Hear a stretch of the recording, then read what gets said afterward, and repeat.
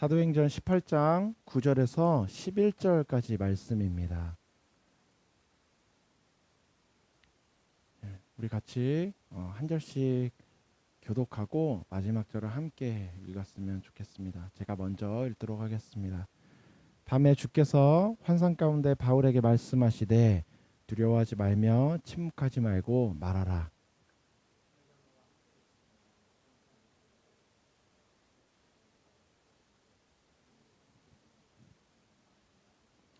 함께 읽도록 하겠습니다. 시작. 1년 6개월을 머물며 그들 가운데서 하나님의 말씀을 가르치니라.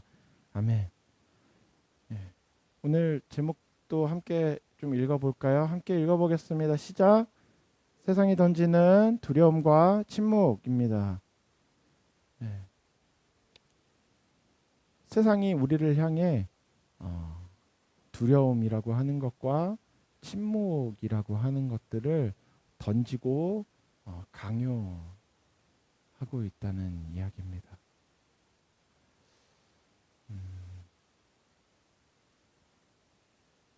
오늘 말씀은 바울이 이제 전도 여행을 하고 있는 중에 이 배경이 18장만 보면 안 되고 17장에서부터 같이 좀 이어서 봐야 돼요. 17장 초반에는 누가 나오게 되냐면 바울의 가장 가장 든든한 동역자라고 할 수 있는 그 브리스길라와 아굴라라고 하는 그리스도인 그 부부를 만나게 됩니다. 원래 그들은 로마에 살고 있는 그리스도인이었는데 유대인 그리스도인이었는데 그 황제가 로마에 있는 그리스도인들을 다 추방하게 됩니다. 이제 이 기독교가 예수를 믿는 사람들이 점점 많아지고 로마에 점점 영향력을 행사하게 되고 점점 그로 인하여서 일종의 그 저변에서 나타나는 건 사실 그 영적인 싸움이죠. 그 당시에 세상을 어찌 보면은 지배하고 있는 그 가장 거대한 로마라고 하는 그 제국의 수도 그 로마 그 로마라고 하는 나라의 가치관을 통째로 흔들 수 있을 만한 기독교가 등장한 거예요. 지금까지 로마가 통치해왔던 방법과도 그리고 로마인이 되고 나서 사람들이 보이는 반응과 그리스도인이 되고 나서 보이는 사람들의 그 삶의 모습이 완전 정반대인 거죠. 점점 우리 저번에 한번 이야기했던 것처럼 그리스도인이 되고 나면 로마 사람들이 점점 이상해지는 거예요. 로마 사람들 입장에서는 되게 돈 많고 노예가 많은 귀족이었는데 어느 날부턴가 자기 노예를 형제라고 불러. 이상하죠. 자기 노예를 향해서 누구누구 형제. 막 그들을 향해 채찍질하지 않아요. 여러분, 제가 성경을 읽으면서 가장 충격적이었었던 그 몇 가지 요소 중에 정말 기억에 남는 그 채찍이라고 하는 거예요. 로마 시대 당시의 채찍, 우리가 알고 있는 채찍은 그 미국 서부 시대 때 많이 사용하는 채찍이죠. 이게 밧줄처럼 길게 돼가지고 이렇게 해서 팍 이렇게 때리는 그 채찍, 또는 이렇게 짧은 막대처럼 되어 있는 약간 이렇게 탄성이 있는 채찍, 그 정도이죠. 근데 로마 시대의 채찍은 어떤 거냐면 한 갈래가 아니라 우리 먼지털이처럼 생긴 이렇게 갈래가 굉장히 여러 가지로, 그리고 그 채찍은 다 가죽으로 되어 있고 그 가죽 중간에 쇠나 어떤 뼈, 뭐 돌가루 이런 것들을 뾰족뾰족한 것들을 거기다 이렇게 붙여서 채찍을 만듭니다. 그러니까 한 1m, 1점 몇 미터 정도 되는 채찍을 그렇게 줄줄줄줄하게 만들어서 손잡이를 잡고 이렇게 쫙 때리지 않아요. 왜 우리 패션 오브 크리스트나 그 예수님 관련된 영화들 보면 보통 이렇게 쫙 때리죠. 이렇게 팍팍. 그렇게 때리지 않아요. 원래 로마 시대의 채찍은 그 길다란 걸 몸에다 쫙 감습니다. 몸에다 탁 때 이렇게 쫙 때리는 게 아니라 촥 감으면 촉촉촉촉 감겨요. 한두 바퀴 정도. 그러면 그 감긴 상태에서 팍 당겨요. 어떻게 될까요? 네. 살점이 다 떨어져 나가요. 그러니까 이렇게 촥촥 때리는 뭐 태형 뭐 이런 게 아니라 그러니까 일종의 그 톱날 같은 걸 몸에 감고 팍 당기는 거예요. 그래서 실제 기록에 채찍에 맞다가 그러니까 원래 형벌이 있고 채찍을 맞고 나서 예를 들면 십자가에 못 박아야 되는데 채찍을 맞다 죽는 경우도 허다하다고 해요. 너무 세서. 그러니까 막 뼈가 드러나고 막 피 철철 정도가 아니라 맞으면 한 대만 맞아도 중상. 그래서 로마인들한테는 두 가지를 하지 않아요. 첫째는 채찍질을 하지 않고 또 하나는 십자가형을 하지 않아요. 너무 이거는 잔인하다. 이건 뭐 왜 이방인들한테는 그 잔인한 걸 했는지 모르겠지만, 예. 로마인은 절대 채찍질하지 않는다. 그리고 십자가에 못 박지 않는다.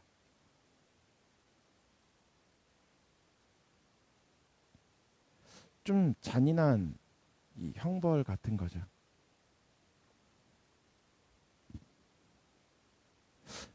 아무튼 바울이 그 유대인들이 막 쫓겨나면서 뭔가 그 로마 안에서 막 채찍질하지 않고 자기 노예한테도 노예대로 그러니까 뭐만 말만 안 들으면 데려다 묶어놓고 막 채찍질하고 패는 거죠.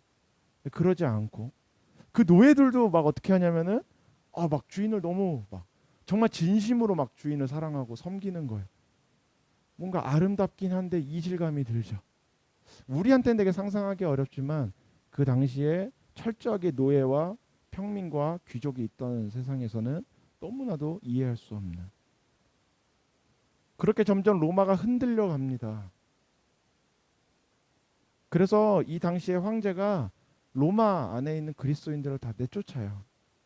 그리스도 예수를 믿는 자들은 다 나가라. 그때 브리스길라와 아굴라가 쫓겨나요. 유대인들이 다 쫓겨나요. 그리고 바울을 만납니다. 역사적인 만남이죠. 그 브리스길라와 아굴라는 바울이 마지막 로마서 16장에 나의 동역자들이여 하고 나의 누구누구에게 인사한다. 누구누구에게 가장 처음에 언급되는 게 브리스길라와 아굴라. 너무나도 바울의 소중한 동역자이자 바울의 지원자인 거죠. 그래서 17장은 되게 좋게 시작을 해요.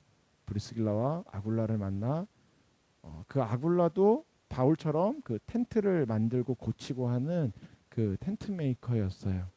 그러니까 같이 일을 하면서 같이 벌어서 같이 사역도 하고 동역하고 했었던 관계인 거죠.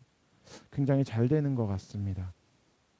그리고 나서 바울이 이동하게 돼요. 어디로 가게 되냐면 아테나로 가게 돼요. 아덴이라고 하는데 아테나로 가게 됩니다. 이게 이 사도행전 17장과 18장이 참 재미있는 건 업앤다운이 굉장히 심해요. 처음에 되게 좋게 시작을 합니다. 그리고 나서 중간에 있는데 형제들이 기도하고 바울과 실라를 그 베레아라고 하는 지역으로 파송해요. 그곳에서 복음을 전하는데 거기 있는 사람들은 그 전에 데살로니가에 있었던 사람들은 장난 아니거든요. 막 돌로 치려고 그러고 막 두드려 패서 죽은 줄 알고 막 내다 버리고 막 이래요. 굉장히 강렬한 애들이죠. 근데 베레아에 갔더니 베레아 사람들은 아주 점잖은 거예요. 복음을 듣고 믿기도 합니다. 너무 좋아요. 지금 브리스길라와 아굴라도 만났습니다. 동역자들과 함께 열심히 사역을 했어요. 그래서 그곳 가운데 자리도 좀 잡혀가면서 형제들이 바울과 실라를 파송하는 거예요. 너무 좋은 굉장히 잘 나가고 있는 스토리 아닐까요? 그래서 베레아로 파송되어 갔더니 베레아에 있는 그곳에서 사람들이 그 전까지는 바울이 막 어디만 가면 얼마나 긴장됐겠어요. 내가 여기서 예수의 예자만 꺼내면 저 새끼 저거 죽여봐 이러면서 쫓아오지 않을까. 긴장되는 그 마음들. 그런데 데살로니가 사람들이 복음을 잘 받아들이는 거죠. 그런데 거기까지는 좋은데 그 전에 데살로니가에 있었던 사람들이 굉장하죠. 쫓아와요. 바울이 베레아에 있다 이런 소식을 듣고 쫓아옵니다. 굉장히 먼 거리인데 제가 이 신약에 대한 이야기 할 때마다 말씀드리잖아요. 이때 당시에는 그 막 이동하는 게 쉽지 않아요. 베레아에 있는 유대, 그러니까 데살로니가에 있는 유대인들이 바울이 하나님의 말씀을 베레아에서도 전하는 줄 알고 거기서도 가서 무리를 움직여 소동하게 하였다. 무리들이에요, 무리들. 무서운 애들이죠. 그러니까 막 가가지고 막 깽판 치는 거예요. 누가 여기서 이런 거 알아? 막 저런 저 사기꾼 저 이단의 괴수다. 막 분위기가 조금 안 좋아집니다. 베레아에서 겨우 잘 되는 것 같다가. 근데 그러고 나서 아덴에 갔더니 아덴은 옛날 그리스의 수도 아테네거든요. 신이 너무 많아요. 심지어 어떤 신도 있어요? 이름을 알지 못하는 신도 있어요. unknown god도 있어요. 그 성의 우상이 가득한 것을 보고 바울이 마음에 격분하였다 이렇게. 그곳에서 사람들에게 설교를 하는 게 아니라 설교도 하지만 또 장터에서는 날마다 만나는 사람들과 변론하였다. 그러니까 이 논쟁을 하는 거예요. 논리적으로. 이 아테네는 뭐의 도시냐면 철학의 도시거든요. 철학의 거의 발상지예요. 우리가 그 고등학교 윤리 시간에 배우는 그것들도 나옵니다. 에피쿠로스 들어보셨어요? 기억 나세요? 에피쿠로스와 스토아 학파들. 에피쿠로스 학파와 스토아 학파들이 나오게 됩니다. 어떤 에피쿠로스와 스토아 철학자들도 바울과 쟁론할세. 막 철학자들과 막 이야기를 하는데 여기서부터 좀 꼬여요. 사람들이 듣지를 않습니다. 그러니까 뭔가 흥미는 가죠. 이게 아테네는 완전 철학의 도시이기 때문에 사람들이 나름 좋게 말하자면 그 안에서 굉장히 새로운 것을 찾고 진리를 찾아가는 그 진리에 대한 갈급함이 굉장히 많은 사람들이었어요. 이때 당시에 그 유행했었던 철학이 뭐가 있냐면 이 궤변론이에요. 궤변. 말이 앞뒤가 안 맞아요. 너가 이걸 알아? 그걸 어떻게 알아? 아는 거 증명해봐. 이거 이런데? 그럼 그거는 맞는지 어떻게 알아? 이걸 끝도 없이 계속 질문합니다. 끊임없이 질문해요. 말꼬리 잡고 막 앞뒤 안 맞는 궤변으로 막. 바울이 여기서 일종의 사역을 좀 실패해요. 그러니까 신학자들이 그렇게도 이야기합니다. 바울이 글을 굉장히 잘 썼어. 학자이기 때문에 글을 쓰는 것이 굉장히 훌륭했다고 해요. 그런데 말하라는 부분에 있어서는 글 쓰는 것보다는 좀 떨어지지 않았겠느냐. 그래서 철학자들과 그 자리에서 막 이야기들을 하는데 바울이 몰라서 못하는 게 아니라 좀 왜 그랬는지 말려 들어갔는지 철학자들과의 이것에서 조금 사역이 약간 밀립니다.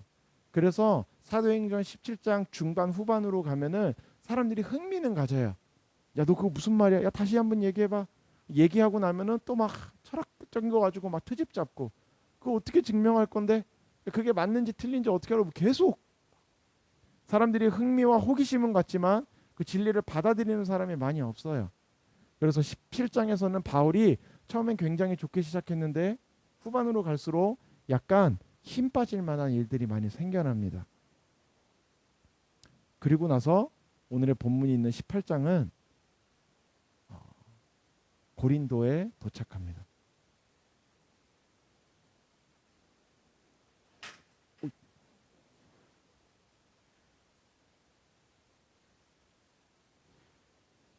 사람들이 이곳에서도 그렇게 복음을 잘 받아들이지 않아요. 이 로마의 복음이 전해지는 게 어려웠었던 건 조금 아까 말했었던 이 철학적인 사상이 너무 강렬하고 너무 강하게 세워져 있고 또 하나는 그 아테네에서 봤었던 그 우상이 너무 많아요. 뭐 누구는 뭐 신이 30만 됐었다 뭐 이렇게 얘기를 하는데 그 뭐 세 보니까 30만이지 모든 것이 다 신이 될 수 있었거든요. 뭐 포도주의 신도 있잖아요. 사람들이 잘 믿지 않습니다. 그리고 핍박은 점점 더해져요. 그리고 브리스기와 아굴라는 쫓겨났습니다. 사역은 계속 갈팡질팡 왔다 갔다 해요. 그렇게 효과가 있는 것 같지 않아요. 더군다나 그 데살로니가 사람들은 자기를 쫓아와서까지 죽이려고 방해합니다. 지금처럼 뭔가 종교의 자유가 있고 이동이 용이하고 뭔가 이렇게 안정적인 사역을 할 수 있는 것이 아니라, 그때 당시에 교회라고 하면 대부분이 어떤 성도의 집에서 좀 교회를 세우는 게 아니거든요. 그리고 그냥 회당 같은 데 가서 유대인에게, 또는 이제 그 로마 같은 경우는 그 좀 규모가 있는 도시로 가게 되면 도시 중앙에는 광장에는 항상 그 사람들이 그 연설할 수 있는 그 연설장 같은 곳이 꼭 하나씩 있거든요. 공연도 하고 변론도 하고 막 여러 가지 회의도 하고 하는 그 회당, 그 중앙에 서서 사람들에게 복음을 전하기도 하고, 그러니까 약간 그 거리의 전도자 같은 느낌이죠. 노방 전도하는 느낌이에요. 그러니까 바울의 사역이 되게, 우리가 지금 볼 때는 바울의 사역이 굉장히 열매가 굉장히 크고 바울이 굉장한 그 위대한 사역자 사도라고 이야기하니까 좀 느낌이 다르겠지만, 당시 바울의 사역은 굉장히 힘들었던 사역이거든요. 어디 가면 후반에 가서야 이제 바울 선생님 하고 이런 것들이 있고 공동체가 자리가 잡히지만, 이 당시 바울이 선교 여행을 돌던 시절에는 막 교회가 세워져 있던 게 아니에요. 예루살렘 교회 하나 있거든요. 바울이 다니면서 개척하고 다닌 거예요. 그러니까 이런 식으로 우리가 교회를 세우고 나서 제가 떠나는 거예요. 여러분이 이렇게 하고 이제 뭐 황찬 전도사 여기를 뭐 담임 목회자로 세우고 전 또 떠납니다. 저기 신도림으로 가서 저기 대전으로 내려갑니다. 저기 부산으로 내려가요. 근데 그 정도 규모의 크기가 아니라 로마의 전 지역을 다니면서 복음을 그렇게 전하고 다니는 거예요. 쉽지 않아요. 지금처럼 사람들이 어이구 이 정도가 아니라 돌로 칩니다. 조롱해요. 대놓고 조롱합니다. 핍박이 강해요. 바울의 사역이 굉장히 어려운 시기입니다.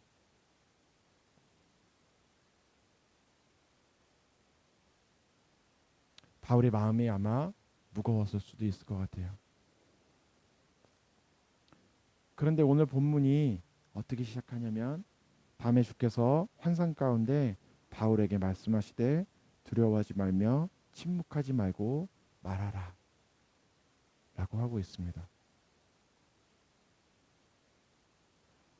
사역이 막혔어요. 살기 등등한 사람들이 자기를 언제 죽일지 모릅니다. 더군다나 브리스겔라와 아굴라한테 들어보니까 조금씩 이 로마에 살고 있는 유대인들이 쫓겨나고 막 이 분위기가 심상치 않은 거예요. 핍박이 올 것 같은 느낌인 거죠. 좀 잘 되는 것 같았는데 조금씩 이제 뭔가 핍박과 환란이 오는 것 같아요. 어려움이 옵니다. 당장 자기 사역의 눈앞에 있는 그 사역의 갈래도 조금씩 막히고 방해받고, 직접적으로 방해받고 있어요. 몇 번을 죽을 뻔하는 고비를 넘기기도 합니다. 근데 그때 예수께서 바울에게 나타나셔서 두 가지를 명령하고 있는 거예요. 첫째는 두려워하지 말아라. 또 하나는 침묵하지 말아라. 오늘 제목이 뭔가요? 세상이 우리에게 던지고 있는 돌을 던지는 거예요. 어떤 돌을 던지냐면 우리의 마음에 두려움을 던집니다. 그리고 우리에게 침묵을 던져요. 두려워할 수밖에 없는 상황을 던집니다. 우리가 이제 더 이상 입을 열면 더 위험해질 수 있고 위기가 오고 손해볼 수 있는 상황이 펼쳐져서 침묵해야만 하는, 침묵해야 살 수 있을 것 같은 그런 상황들을 돌로 만들어서 우리에게 던지고 있습니다. 두렵습니다. 죽을 것 같아요. 손해볼 것 같습니다. 여기서 끝일 것 같아요.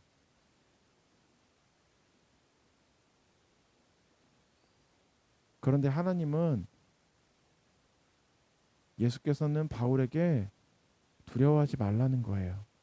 어떻게 안 두려워할 수 있을까요?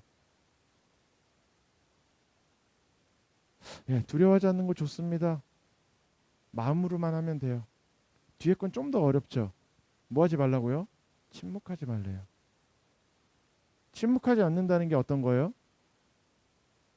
두려워하지 않음으로 인해 생기게 되는 그 마음에 이 무언가를 침묵하지 말고 표현하라는 거예요. 좀 더 적극적인 표현입니다. 두려워하지 말라는 건 나 혼자 잘 다루어 나가면 될 것 같은, 어찌 보면 조금 더 나아요. 근데 거기서 한 발 더 나가면 두려워하지 않는 것에서 끝나는 게 아니라 내 마음에 뭔가 평안함을 찾고 끝나는 게 아니라 그 두려워하지 않는 마음이 되었다면 그 다음에 반드시 뭐 하라는 거냐면 내가 두려움을 이겨내고 내 마음에 갖게 되는 이 마음의 열매들을 침묵하지 말고 말하라는 거예요.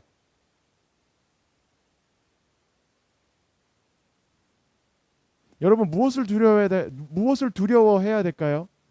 아니면 무엇을 두려워하지 않아야 될까요? 두려움이라는 것 자체가 나쁜 거예요, 전부.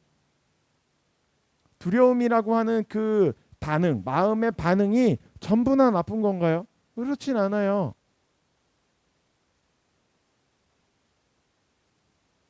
하나님을 두려워하라고 이야기합니다. 또 세상을 두려워하지 말라 그래요. 우리가 무엇을 두려워하고 무엇을 두려워하지 않아야 되는지를 우리 마음에서 잘 분별해야 된다는 거예요. 요즘 흘러가는 요 최근의 사태들을 보면 굉장히 많은 이제 뭐 정부 그런 방침이 나오고 한 2주 정도 지나가면서 사람들 안에 많은 반응들이 나타납니다.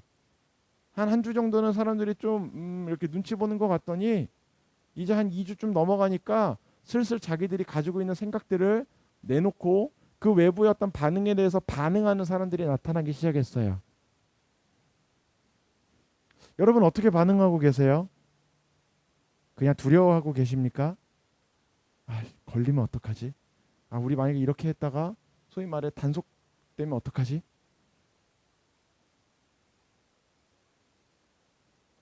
뭐 몇 가지 영상들이 막 나왔어요. 나름 그래도 좀 사람들 안에서 뭐 교계에서 좀 자리하고 있다고 하시는 분들이 하고 있는 여러 가지 이야기들을 보았습니다. 막 어떤 분은 분노했어요. 그러니까 막 화를 내고 이런다는 게 아니라 막 마음에 분노가 있어요. 막 교회를 핍박한다. 이건 잘못됐다. 정부가 잘못됐다. 누가 잘못했다. 막 교회에 막 굴복하면 안 됩니다. 막 이렇게 얘기를 하고 있어요. 거의 어떤 느낌? 거의 죽으면 죽으리라. 우리 같이 죽읍시다. 거의 이런 느낌. 그러니까 그렇게 말은 안 하는데 그 메시지들을 살펴보면 결론이 어떤 느낌이냐면 다 배 깔고 들어 누워요. 뭐 죽이겠어요? 뭐 죽이면 죽읍시다. 뭐 이런 느낌 같이 가는 사람들도 있고. 어떤 사람들은 그래서 방침입니다. 따라야 됩니다. 누군가는 조용조용히 갑시다. 우리 이렇게 합시다. 저렇게 합시다. 여러 가지 이야기들이 나오고 있습니다.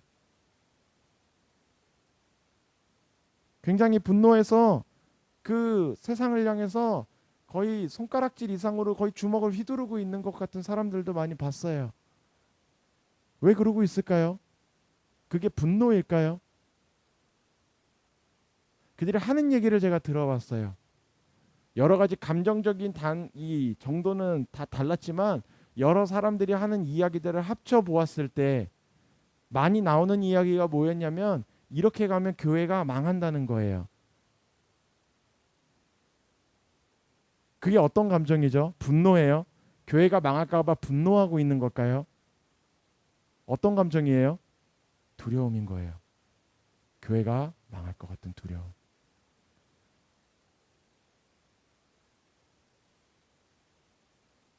망할까요? 여러 가지 굉장히 논리적이에요. 법적으로도 굉장히 허구적인 부분을 잘 캐치해서 이야기하고 있어요.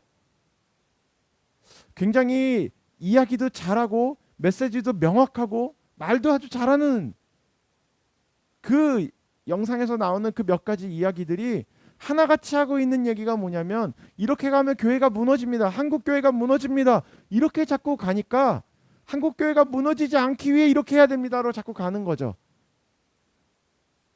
자꾸 그렇게 흘러가다 보니까 분위기가 어떻게 형성되냐면 우리가 교회에 모여서 예배하고 이렇게 하는 것이 뭘 위해서 하는 것처럼 되고 있냐면 마치 예배 안 드리면 교회가 망하고 교회가 점점 이렇게 뭔가를 하지 않으면 사역하지 않으면 활동하지 않으면 교회가 망할 것 같고 문 닫을 것 같고 한국교회가 무너져 버릴 것 같고 마치 한국에서 하나님의 나라가 무너질 것 같은 두려움이 점점 커져 있는 거예요. 처음부터 그러진 않았을 수 있어요. 그런데 흘러오다 보니까 점점 사람들의 마음이 왜 모여서 예배해야 되느냐? 왜 모여서 소그룹을 해야 되느냐? 왜 교회가 함께 모여 식사하고 떡을 떼고 교제해야 되느냐? 왜 선교를 해야 되느냐? 왜 봉사를 해야 되느냐? 왜 교회가 모여야 되느냐? 이 방금 얘기한 이 모든 것들에 대한 이유가 다 하나로 모여야 돼요. 뭘로 모여야 됩니까? 하나님의 영광이에요. 하나님의 영광이 나타나고 그 영광의 빛이 우리에게 비춰지고 우리가 그 은혜를 받았고 그것이 기쁘고 감사하고 그 안에 소망이 있기 때문에 생명과 소망이 있기 때문에 우리는 그걸 해야 되는 거예요. 왜 선교해야 됩니까? 어려운 사람 도와주는 거예요. NGO를 세우면 돼요. 왜 선교해야 됩니까? 하나님의 마음이 그곳에 있고 하나님이 우리에게 주신 은혜를 하나님이 저곳에도 주기 원하시니까 기쁨으로 가는 겁니다. 우리가 왜 같이 식사합니까? 배고파서예요. 식사비가 없어서요. 아니면 헌금 내가 회비 냈으니까 돌려받아야 돼서 밥 먹어요.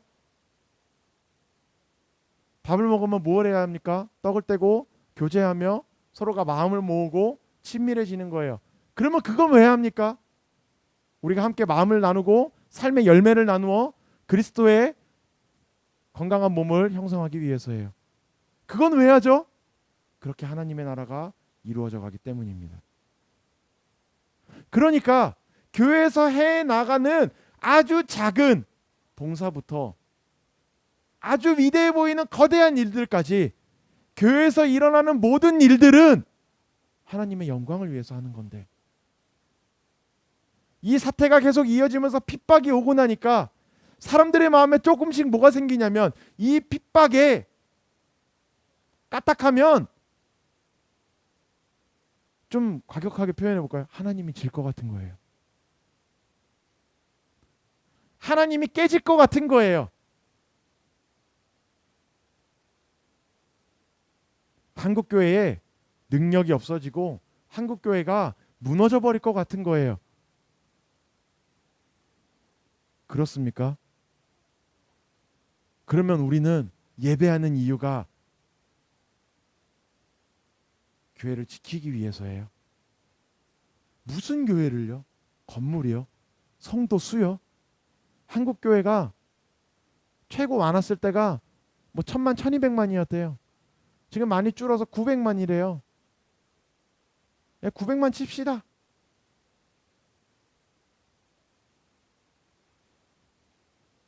그 성도 수 지키려고요. 그래서 예배하는 거예요. 뭐가 무너져요? 성도 수가 줄까요? 예, 줄어들지도 몰라요. 교회가 많이 문을 닫을까요? 예, 교회 수가 줄어들지도 몰라요. 여러분 그러면 한국 교회는 건물에 있는 거예요? 한국을 향한 하나님의 나라는 사람 수에 있는 겁니까? 사람 수가 많아지면 하나님의 나라가 흥왕하는 거고 사람 수가 많아지고 교회가 재정이 많아지고 교회 건물이 많아지면 대형 교회가 점점 많아지고 미자립 교회가 점점 사라져서 저 유럽에 한창 교회 전성기가 왔을 때처럼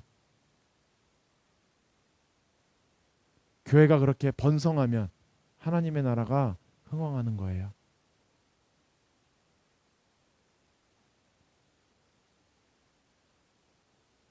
예, 코로나는 두려워해야 돼요. 걱정해야 돼요. 걸리잖아요. 그리스도인은 뭐 코로나 안 걸려요? 코로나 걸린 사람이랑 밥같이 먹으면 예수 믿는 사람도 안 믿는 사람도 똑같이 걸려. 확률의 차이일 뿐이지. 그렇잖아요. 걸려요. 그거는 걱정해야 돼요. 그건 일종의 좀 두려워해야 돼요. 어우야, 우리 중에 코로나 걸리면, 우리 확진자 뜨면 우리 다 힘들어질 텐데 걱정해야 돼요. 그거에 대해서 막 담대하게 우리는 주여 믿습니다, 우리는 절대 코로나 걸리지 않습니다, 좀 위험하죠. 그거는 걱정 안 하고 정작 절대로 무너지지 않는 하나님의 나라는 걱정하고 있어요. 한국교회 하나님의 나라는 누가 세워가세요? 우리가 세웠어요. 우리가 세웠으면, 목사들이 세웠으면, 우리의 조상들이 세운 거면 무너질 수 있어요. 그러면 코로나로 인해 교회가 무너질 수 있습니다. 근데 교회는 누가 세웠어요? 예수 그리스도께서 세우신 거예요. 예수 그리스도의 피값이 사라지지 않는 한, 그리고 하나님이 우리를 향한 하나님의 자비의 손을 거두지 않는 한 한국교회는 절대로 무너지지 않아요. 다시 말씀드리지만 숫자는 줄 수 있습니다. 교회는 더 줄어들 수 있어요. 어쩌면 평판은 더 낮아지고 더 손가락질 당하고 예수 믿으면 더 큰 손해를 볼지도 몰라요. 하지만 그게 교회가 무너진다는 얘기는 절대로 아니에요. 어떻게 해야 교회가 무너지는 겁니까? 제가 저번 주에 말씀드렸던 거 기억나세요? 기독교의 쇠퇴기가 언제부터였다고요? 기독교의 로마의 국교화였어요.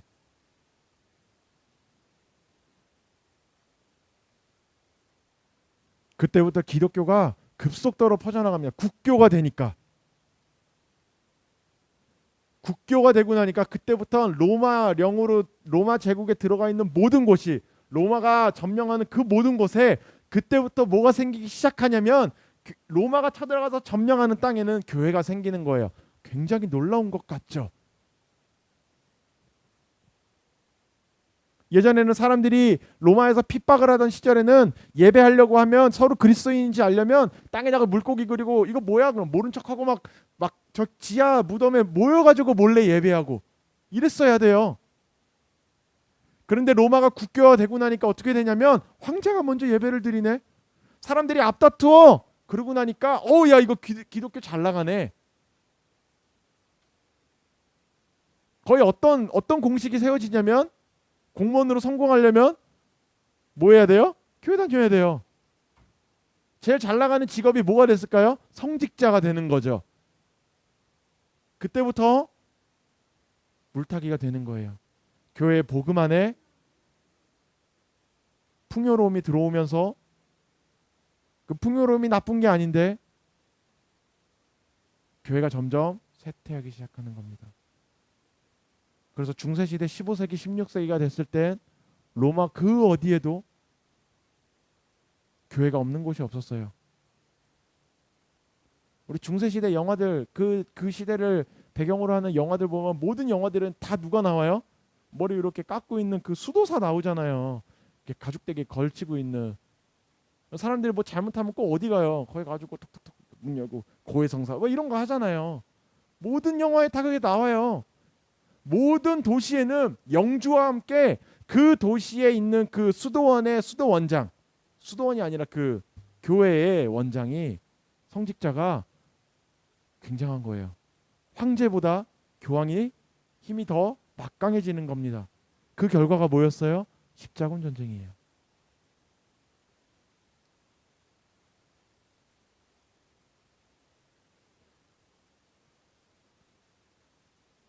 교회가 어떻게 무너졌어요? 교회 수가 줄어서 무너졌어요? 교회가 가난해져서, 교회에 핍박이 와서 무너졌습니까? 아니요. 교회가 무너진 건 교회가 하나님을 떠나면서부터예요. 사람이 두려워해야 될 것들을 두려워하지 않고 두려워하지 않아도 되는 것들을 두려워하는 때부터 교회는 무너지기 시작한 거예요. 하룻 강아지가 범 무서운 줄 모르면 어떻게 돼요? 어떻게 돼요? 한 입에 꿀꺽이죠. 살아남을 수 있어요? 하룻 강아지가 아무리 세도, 호랑이 실제로 봤는데 호랑이가 네 발로 기어와서 저는 요만할 줄 알았는데 호랑이가 이만해요, 높이가. 야, 쟤한테 진짜 맞으면 목이 돌아가겠구나 싶더라고요. 에버랜드에서 봤던 호랑이가 엄청 커요. 그 호랑이한테 하룻강아지가 얼마나냐면 요만해요. 그쵸? 호랑이 앞발보다 작거든요. 툭 치면 죽어요. 이게 호랑이가 치면 1톤이래요. 1톤 트럭에 튀는 거예요. 죽죠. 근데 그 하룻강아지가 범이 무서운 줄 모르면, 두려워해야 될 것들을 두려워하지 않으면 죽어요. 동물들이 처음에 뭘 무서워하냐면 그림자를 되게 무서워한대요. 그림자 이렇게 나타나잖아요, 갑자기. 시꺼먼 게. 근데 두려워해야 돼요, 그림자를? 아니, 두려워할 필요 없거든요. 근데 막 그거 두려워가지고 막 멍멍이가 못 나온다고 합시다. 밥을 못 먹어요, 막. 그림자만 보면 막 깨갱깽깽 막 도망가요. 두려워하지 않아도 되는 것들을 자꾸 두려워합니다. 정작 정말로 내가 나의 존재를 흔들 수 있을 만한 그 두려워해야 되는 대상에 대해서, 그 어떠한 문제에 대해서 두려워하지 않아요. 지금 교회가 두려워해야 되는 건 코로나가 아니고, 코로나로 인해서 생겨나는 교회 소모임을 못하게 되는 그 어떠한 문제들이 아니고, 그걸로 인해서, 그러니까 그 소모임을 못하고 교회가 어떤 모임이 제한이 되고 교회의 어떤 여러 가지 환경들이 굉장히 압박을 받게 되는 그 현상을 두려워하거나, 또는 그걸로 인해서 야기되는 결과적인 부분들, 눈에 보이는 가시적인 문제들로 인하여 교회가 무너지게 될 것을 자꾸 연결지어서 생각하는 것이 아니라, 우리가 무엇을 두려워해야 되냐면, 우리가 이런 상황에서 우리의 마음이 흔들리지 않고 예배할 수 있을 것인가. 저희가 원래 8월부터 소그룹을 재개하려고 했었잖아요. 왜 재개하려고 했을까요? 여러분은 어떤 마음으로 8월에 소그룹을 하는 것에 대해 생각을 하고 계셨어요? 그냥 뭐 하나 보다, 그래 안 하면 이상하니까 하겠지, 김밥 먹고 할 것은 없으니까, 이렇게 생각하셨어요? 왜 우리가 소그룹을 했어요? 바꿔 얘기해 볼까요? 소그룹을 하면 뭐가 좋아요? 당연했던 것들이 없어졌어요. 우리가 어찌 보면 주일에 당연하게 할 수 있었던, 그러기 때문에 바꿔 얘기하면 너무 당연해서 그 가치를, 그 의미와 목적을 정말로 깊게 생각해 보지 않았었던, 우리가 태어날 때부터 한국 교회에 있었던 대예배, 성가대, 찬양, 소그룹, 교회에서 밥 먹는 거, 그 여러 가지 교회 안에 여러 가지 요소들, 그냥 엄마 따라가다 보니까 있었던, 내가 교회를 올 때부터 있었던 그 중에 하나, 소그룹을 한번 띄어서 생각해 보자고요. 소그룹이 우리에게 주는 유익이 뭐예요? 그걸 알아야, 이 유익이 무엇인지를 알아야 이게 없어졌을 때 우리가 무엇을 걱정해야 되는지가 아는 거예요. 소그룹을 통해서 주어지는 유익이 정말 우리가 잘못 알고서 왜곡된 잘못된 열매들을 가지고 이것이 좋으니까 소그룹을 해야 돼, 이렇게 생각하고 있다면, 소그룹이 제한됐을 때 우리가 걱정하는 건 이게 없어질까봐, 잘못된 게 없어질까봐 잘못된 걱정을 하게 된다고요. 소그룹 하면 뭐가 우리에게 유익입니까? 서로 친해져요?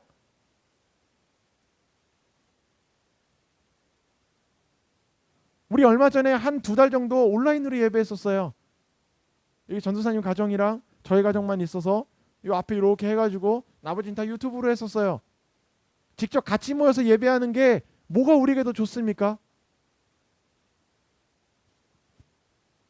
생동감이요? 현장감이 좋아요? 뭐가 좋을까요?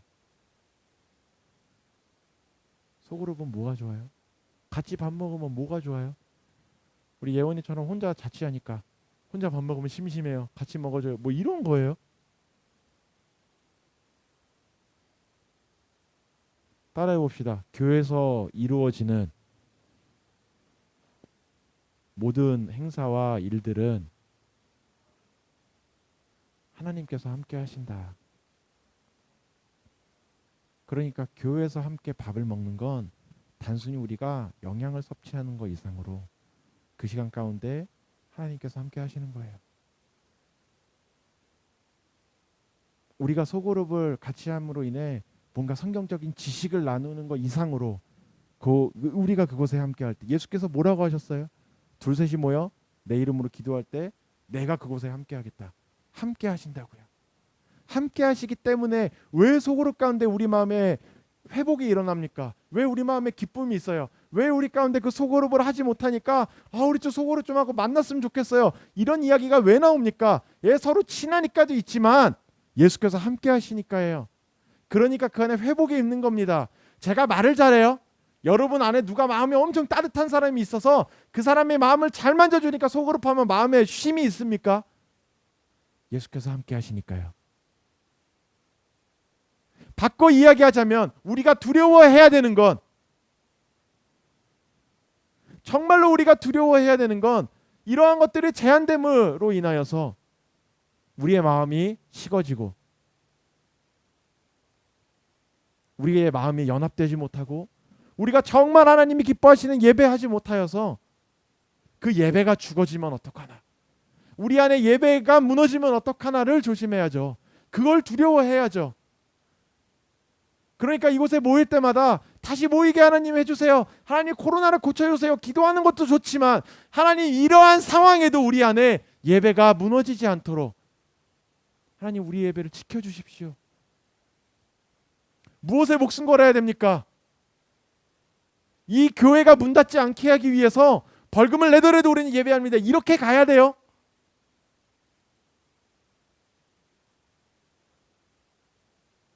그 벌금을 내고 안 내고가 중요합니까? 그것과는 바꿀 수 없는 우리 언약교회가 세워지고 몇 년 동안을 걸어오며 하나님이 주셨던 은혜로 우리 교회가 세워지고 그때 막 태어난 아이와 같았던 그 작은 어린아이와 같았던 우리 교회가 조금씩 자라나고 있어요. 우리가 조금씩 연합하고 있습니다. 조금씩 그리스도의 마음을 조금씩 더 알아가고 있어요. 그것이 깨지지 않도록 우리가 무엇을 침묵하지 않아야 됩니까? 우린 이 이야기를 해야 돼요. 침묵하진 않아야 되는데 요즘 자꾸 이런 이야기들이 나올 때마다 제가 너무 마음이 아프고 아쉬운 건 자꾸만 교회가 세상을 대립구도로 간다는 거예요. 자꾸만 대립구도로 가. 왜 교회를 핍박하냐? 니네 벌 받는다 막. 누가 이래서 죽었네. 누가 이래서 벌을 받았네. 야 이렇게 하면 니네가 무사할 줄 알아. 거의 이렇게 가죠. 그건 하나님의 거잖아요. 설령 정말 헤로당처럼 하나님을 업신여기는 왕이 돼서 하나님이 그가 벌레가 먹게 해서 죽게 하든 그거는 하나님이 하실 일이지, 우리가 자꾸만 그곳에 하나님 자리에 서가지고 교회를 니네가 핍박하네 뭐하네 니네 벌을 받네 니네 그렇게 하면 무사할 줄 아냐 뭐 지금까지 뭐 인간의 역사에서 뭐 하나님을 대적했던 데는 뭐 다 무너졌다 뭐 이런 얘기 자꾸 하면 세상과 교회가 자꾸만 전쟁으로만 가는 거예요. 우리의 싸움은 혈과 육에 속한 것이 아닌데 자꾸만 교회가 혈과 육의 싸움으로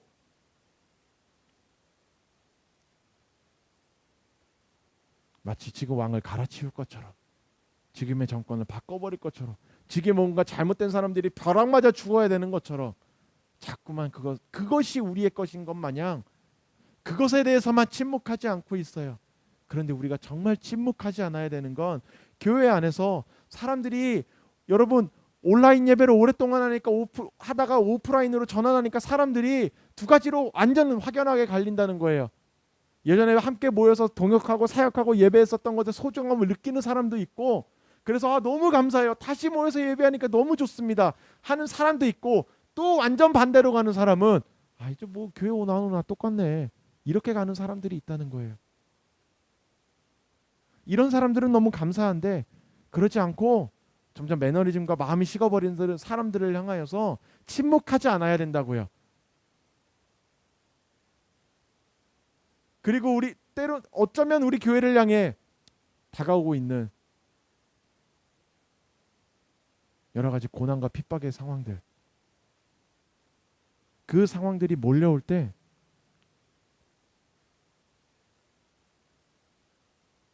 우린 침묵하지 않아야 돼요.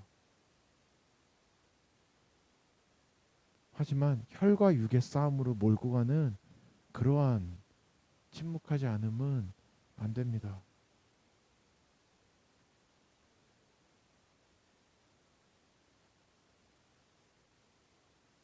우리는 그곳에서도 계속해서 예배를 세워야 돼요. 여러분, 우리 절대 잊지 맙시다. 예수께서 이 땅에 교회를 세우시고 그 교회가 시작된 이후로 교회가 버텨왔던 건 하나님 앞에 예배하는 것밖에 없었어요. 로마를 덮어버린 것도 수많은 그 2000여 년 동안에 신약 교회가 지금까지 살아올 수 있었던 것도 다 언제 이루어졌냐면 그들이 하나님 앞에 예배할 때였어요.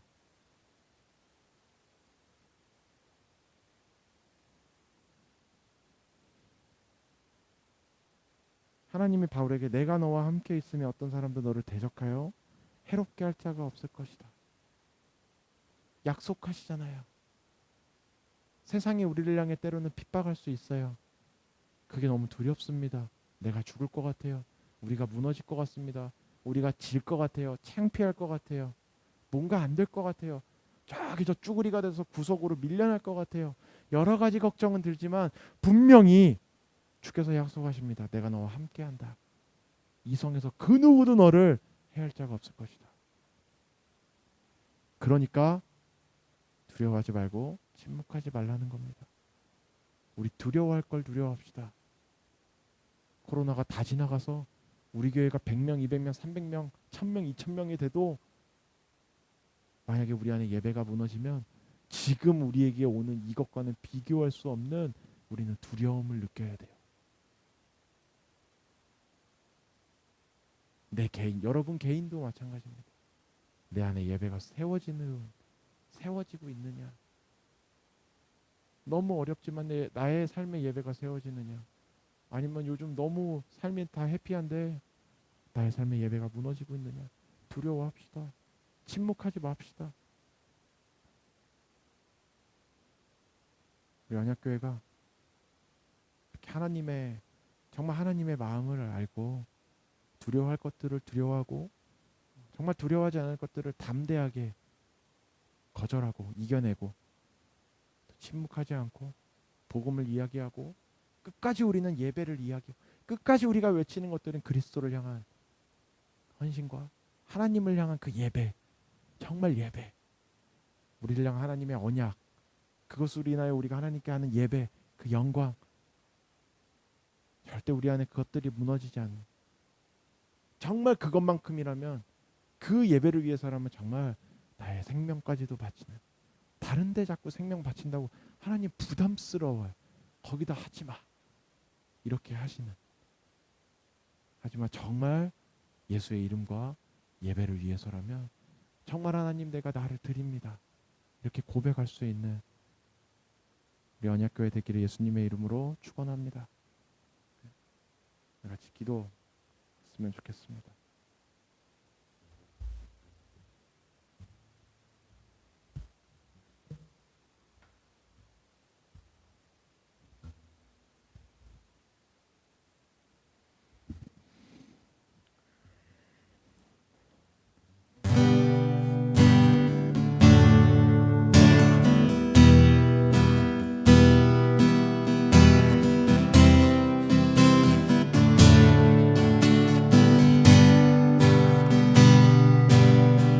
내가 주인 삼은 모든 것 내려놓고 내 주 대신 주 앞에 나가 내가 사랑했던 모든 것 내려놓고 주님만 사랑해. 주 사랑, 주 사랑, 거친 풍랑에도 깊은 바다 나를 잠잠케 해. 주 사랑 내 영혼의 반석 그 사랑 위에서 주 사랑 거친 풍랑에도 주 사랑 거친 풍랑에도 깊은 바다처럼 나를 잠잠케 해. 주 사랑 내 영혼의 반석 그 사랑 위에 서리.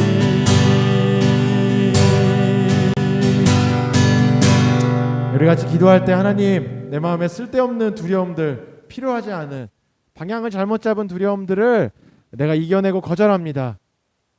내 안에 능력 주시고 담대함을 허락하셔서 두려워하지 않을 것들을 내가 거절하고 이겨내고 정말 내가 두려워해야 되는 것들을 정말 내가 눈물로 기도하고 하나님께 가지고 나아갈 수 있는, 그래서 우리가 침묵하지 않고 끊임없이 끝까지 우리의 삶이 외치는 것이 다른 어떠한 가치관이 아니라 하나님의 나라, 하나님의 기뻐하시는 예배, 정말 영과 진리의 예배가 우리의 교회 가운데 또 나의 개인의 삶에 그 예배가 세워지기 원합니다. 우리 그렇게 같이 두 가지 놓고 기도하며 나아갔으면 좋겠습니다. 같이 기도하겠습니다.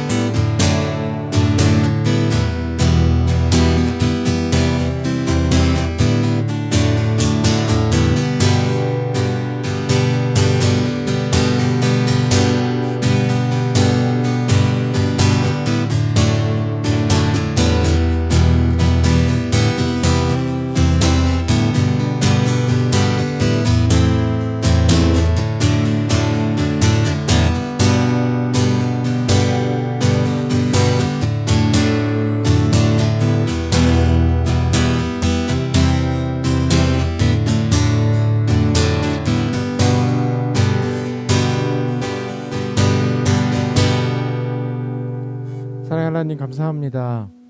우리를 향해 끊임없이 그 은혜의 팔을 펴시고 우리에게 말씀하시고 우리를 포기하지 않으시니 하나님 감사드립니다. 하나님, 우리의 삶에 또 우리 교회를 향하여 세상에서는 끊임없이 파도가 밀려올 수 있습니다. 또 사단은 끊임없이 우리를 두려워하게, 포기하게 만들려고 끊임없이 우리를 향하여 돌을 던져댑니다. 그리고 우리를 속이려 합니다. 하나님, 우리 언약교회가 지혜 있는 자가 되게 하여 주십시오. 깨닫는 자가 되게 하여 주십시오. 진리를 깨닫고 그로 인하여 자유함을 얻고 정말 우리가 세상이 두려워하지 않아도 되는 것들을 두려워함으로 인하여, 영원하지 않은 것들을 두려워함으로 인하여 그냥 그 어둠 속에 머물고 있지만 하나님, 우리가 예수를 믿음으로 진리를 알고 영원함을 바라볼 수 있는, 그래서 세상과는 다른, 세상을 이겨낼 수 있는 우리 언약교회, 우리 언약교회의 그리스도인 되게 하여 주십시오. 담대함을 허락하시고 우리의 마음에 끊임없이 던지는 사단의 돌을 예수 이름으로 대적할 때 떠나가게 하시고, 우리가 정말 하나님을 두려워하고 사랑하고 우리 안에 있는 그 성령이 소멸될까 두려워하게 하시고, 하나님이 기뻐하시는 그 예배를 정말 우리 안에 세워나갈 수 있도록 우리의 삶을 다해 걸어가게 하여 주십시오. 감사드리며 예수님의 이름으로 기도했습니다. 아멘.